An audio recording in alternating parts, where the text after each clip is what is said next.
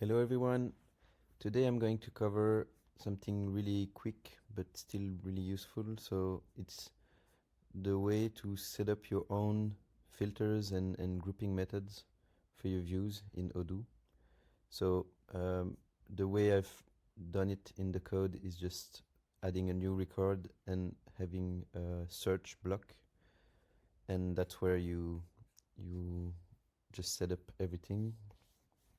So here I'm adding those three filters because just with any other views in Odoo, you do have to have the fields present in the view if you want it to be available for evaluations or conditions. So for instance, the fact that I've added these here means that when I'm in the interface and I'm searching for terms, these are going to be the options I can pick, or at least invoice number and customer. And date is going to be used in some of these evaluations. I've set up quite a few filters just to show you how to do it. So you open it with the filter, then you set up the name, the string representation, which is what's going to be shown in the interface, and then the domain, which is actually the condition that's going to be evaluated to display or not the results. This is how you can do it manually in Odoo's interface as well. I'm just showing you this trick so you can prepare filters in the code so they're always available and the user doesn't have to set them up himself. So I've added quite a few filters based on the states, which are pretty standard.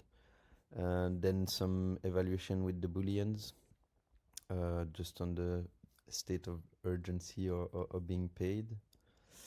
As you can see, I'm always adding a separator. That's really optional, but this allows you to just draw a line between groups, and it helps grouping filters together and identifying them much quicker. So I think that's useful.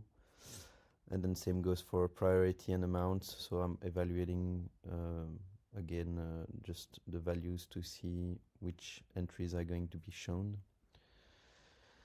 You can use dates as well, but yeah, that's again pretty standard. And I'm also adding here options to group the entries by specific either states or partners or that kind of stuff.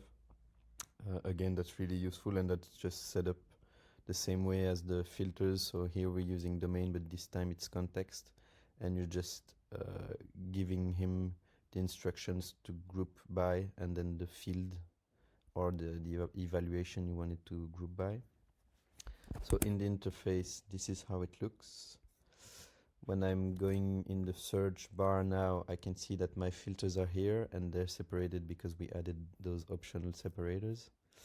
As soon as you click it, obviously it just filters out the non-fitting items.